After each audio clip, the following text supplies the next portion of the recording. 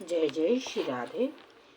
श्रीमद्भागवत से द्वितीय स्कंद अथ द्वितीय अध्याय।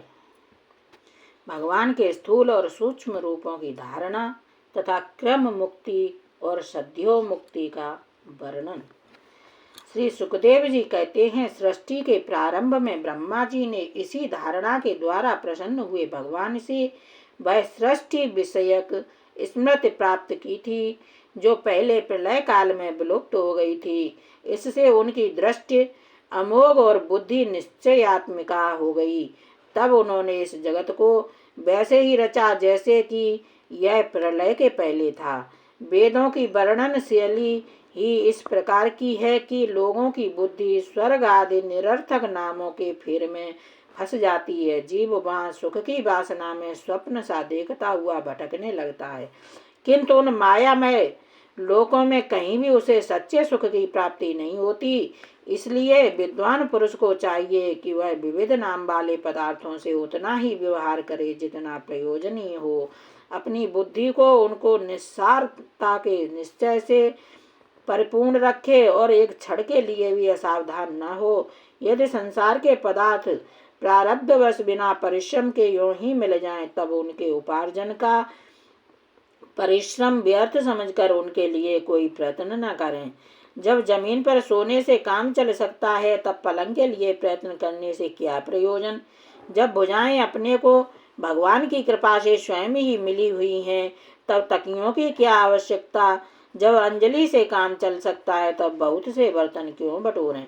वृक्ष की छाल पहनकर या वस्त्रहीन रहकर भी यदि जीवन धारण किया जा सकता है, तो वस्त्रों की क्या आवश्यकता। पहनने को क्या रास्तों में चिथड़े नहीं है। भूख लगने पर दूसरों के लिए ही शरीर धारण करने वाले वृक्ष क्या फल फूल की भिक्षा नहीं देते। जल चाहने वालों के लिए नदियाँ क्या बिल्कुल सूख गई हैं। रहने के लिए क्या पहाड़ों की गुफाएं बंद कर दी गई हैं। अरे भाई, सब न सही, क्या भगवान भी अपने शरणागतों की रक्षा नहीं करते। ऐसी स्थिति में बुद्धिमान लोग भी धन के नशे में चूर घमंडी धनियों की चापलूसी क्यों करते हैं।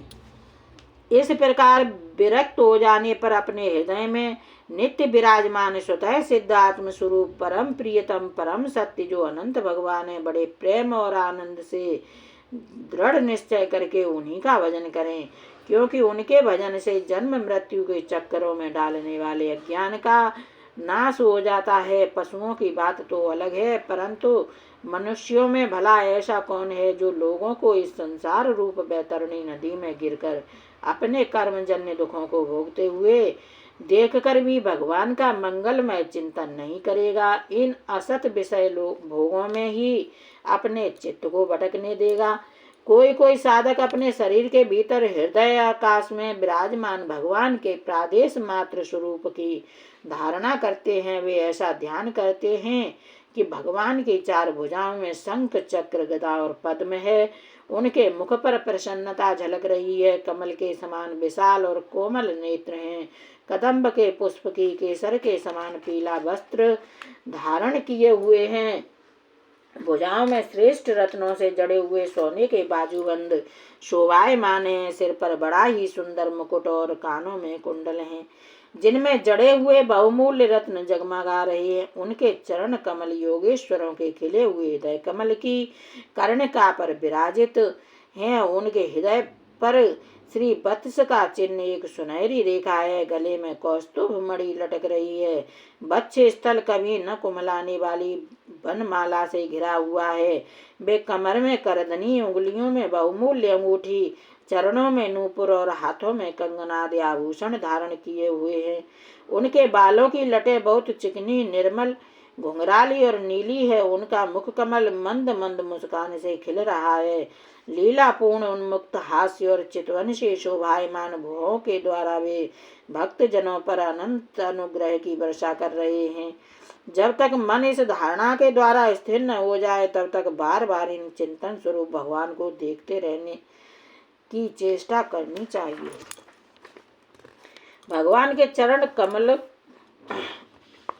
से लेकर उनके मुस्कान युक्त मुख कमल पर्यंत समस्त अंगों की एक एक करके बुद्धि के द्वारा धारणा करनी चाहिए। जैसे जैसे बुद्धि शुद्ध होती जाएगी वैसे वैसे चित्त स्थिर होता जाएगा। जब एक अंग का ध्यान ठीक ठीक होने लगे तब उसे छोड़कर दूसरे अंग का ध्यान करना चाहिए। वे विश्वेश्वर भगवान दृश्य नहीं दृष्टा हैं। सगुण निर्गुण सब कुछ इन्हीं का स्वरूप है। जब तक इनमें अनन्य प्रेममय भक्ति योग ना हो जाए तब तक साधक को नित्य नैमित्तिक कर्मों के बाद एकाग्रता से भगवान के उपरयुक्त स्थूल रूप का ही चिंतन करना चाहिए। परीक्षित, जब योगी पुरुष इस मनुष्य लोक को छोड़ना चाहे तब देश और काल में मन को न लगाए सुखपूर्वक स्थिर आसन से बैठकर प्राणों को जीतकर मन से इंद्रियों का संयम करे। तदनंतर अपनी निर्मल बुद्धि से मन को नियमित करके मन के साथ बुद्धि को क्षेत्रज्ञ में और क्षेत्रज्ञ को अंतरात्मा में लीन कर दें। फिर अंतरात्मा को परमात्मा में लीन करके धीर पुरुष उस परम शांति में अवस्था में स्थित हो जाए। फिर उसके लिए कोई कर्तव्य शेष नहीं रहता। अब इस अवस्था में सत्वगुण भी नहीं है, फिर रजोगुण और तमोगुण की तो बात ही क्या है। अहंकार, महतत्व और प्रकृति का भी वहाँ अस्तित्व नहीं है। उस स्थिति में जब देवताओं के नियामक काल की भी दाल नहीं गलती तब देवता और उनके अधीन रहने वाले प्राणी तो रह ही कैसे सकते। योगी लोग यह नहीं इस प्रकार परमात्मा से भिन्न पदार्थों का त्याग करना चाहते हैं और शरीर तथा उसके संबंधी पदार्थों में आत्म बुद्धि का त्याग करके हृदय के द्वारा पद पद पर भगवान के जिस परम पूज्य स्वरूप का आलिंगन करते हुए अनन्य प्रेम से परिपूर्ण रहते वही भगवान विष्णु का परम पद है। इस विषय में समस्त शास्त्रों की सम्मति है। ज्ञान दृष्टि के बल से जिसके चित्त की वासना नष्ट हो गई है उस ब्रह्मनिष्ठ योगी को इस प्रकार अपने शरीर का त्याग करना चाहिए। पहले एड़ी से अपनी गुदा को दबाकर स्थित हो जाएं और जब बिना घबराहट के प्राण वायु को षट चक्र भेदन की रीत से ऊपर ले जाएं। मनस्वी योगी को चाहिए कि नाभि चक्र मणिपूरक में स्थित वायु को हृदय चक्र अनाहत में वहां से उदान वायु के द्वारा वक्ष स्थल के ऊपर विशुद्ध चक्र में फिर उस वायु को धीरे धीरे ताल मूल में चढ़ा दें। तदनंतर 2 आंख, 2 कान, 2 नासा छिद्र और मुख, इन 7 छिद्रों को रोककर उस ताल मूल में स्थित वायु को भवों के बीच आज्ञा चक्र में ले जाएं। यदि किसी लोक में जाने की इच्छा न हो तो आधी घड़ी तक उस वायु को वहीं रोक कर स्थिर लक्ष्य के साथ उसे सहस्त्रार में ले जाकर परमात्मा में स्थित हो जाएं। इसके बाद ब्रह्मरंध्र का भेदन करके शरीर इंद्रियादि को छोड़ दें। परीक्षित, यदि योगी की इच्छा हो कि मैं ब्रह्म लोक में जाऊं, 8 सिद्धियां प्राप्त करके आकाशचारी सिद्धों के साथ विहार करूं अथवा त्रिगुणमय ब्रह्मांड के किसी भी प्रदेश में विचरण करूं तो उसे मन और इंद्रिय को साथ ही लेकर शरीर से निकलना चाहिए।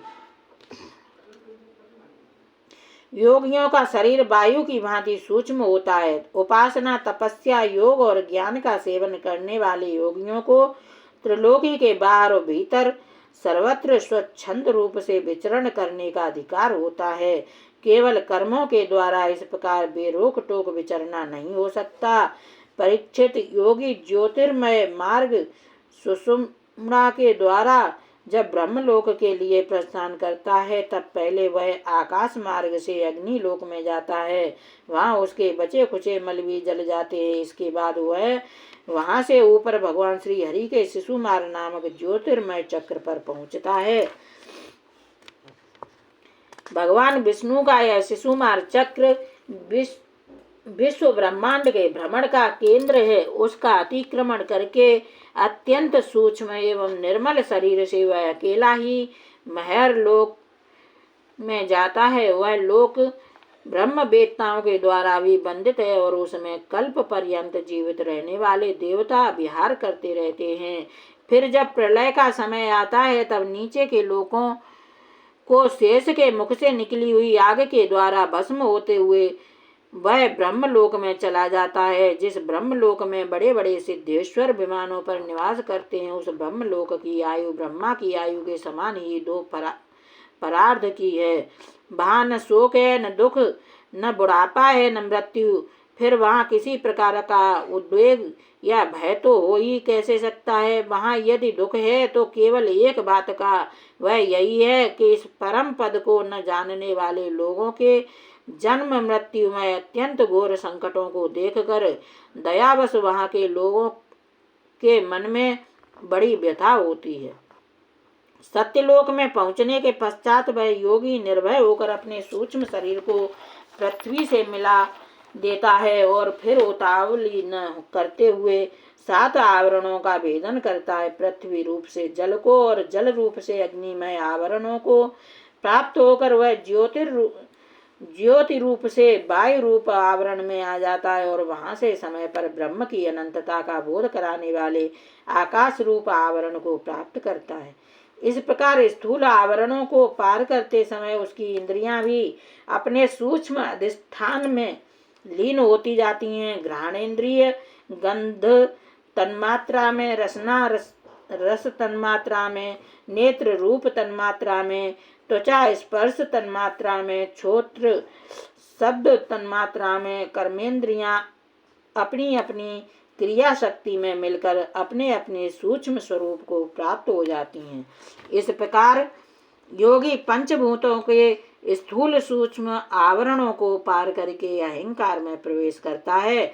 वहाँ सूक्ष्म भूतों को तामस अहंकार में, इंद्रियों को राजस अहंकार में तथा मन और इंद्रियों के अधिष्ठाता देवताओं को सात्विक अहंकार में लीन कर देता है। इसके बाद अहंकार के सहित लय रूप गति के द्वारा मैं तत्व में प्रवेश करके अंत में समस्त गुणों के लय स्थान प्रकृति रूप आवरण में जा मिलता है। परीक्षित, महाप्रलय के समय प्रकृति रूप आवरण का भी लय हो जाने पर वह योगी स्वयं आनंद स्वरूप होकर अपने उस निवारण रूप से आनंद स्वरूप शांत परमात्मा को प्राप्त हो जाता है, जिसे इस भगवन्मयी गति की प्राप्ति हो जाती है। उसे फिर इस संसार में नहीं आना पड़ता। परीक्षित, तुमने जो पूछा था उसके उत्तर में मैंने वेदोक्त द्विविध सनातन मार्ग, सद्यो मुक्ति और कर्म मुक्ति का तुमसे वर्णन किया। पहले ब्रह्मा जी ने भगवान वासुदेव की आराधना करके उनसे जब प्रश्न किया था तब उन्होंने उत्तर में इन्हीं दोनों मार्गों की बात ब्रह्मा जी से कही थी। संसार चक्र में पड़े हुए मनुष्य के लिए जिस साधन के द्वारा उसे भगवान श्री कृष्ण की अनन्य प्रेममयी भक्ति प्राप्त हो जाए, उसके अतिरिक्त और कोई भी कल्याणकारी मार्ग नहीं है। भगवान ब्रह्मा ने एकाग्र चित्त से सारे वेदों को 3 बार अनुशीलन करके अपनी बुद्धि से यही निश्चय किया कि जिससे सर्वात्मा भगवान श्री कृष्ण के प्रति अनन्य प्रेम प्राप्त हो वही सर्वश्रेष्ठ धर्म है। समस्त चर अचर प्राणियों में उनके आत्म रूप से भगवान श्री कृष्ण की लक्षित होते हैं। भगवान श्री कृष्ण ही लक्षित होते हैं, क्योंकि ये बुद्धि आदि दृश्य पदार्थ उनका अनुमान कराने वाले लक्षण हैं। वे इन सबके साक्षी एकमात्र दृष्टा हैं। परीक्षित, इसलिए मनुष्यों को चाहिए कि सब समय और सभी स्थितियों में अपनी संपूर्ण शक्ति से भगवान श्री हरि का ही श्रवण, कीर्तन और स्मरण करें। राजन, संत पुरुष आत्म स्वरूप भगवान की कथा का मधुर अमृत बांटते ही रहते हैं। जो अपने कान के दोनों में भर भर कर उनका पान करते हैं, उनके हृदय से विषयों का विषैला प्रभाव जाता रहता है, वह शुद्ध हो जाता है और वे भगवान श्री कृष्ण के चरण कमलों की सन्निधि प्राप्त कर लेते हैं। जय श्री राधे श्याम।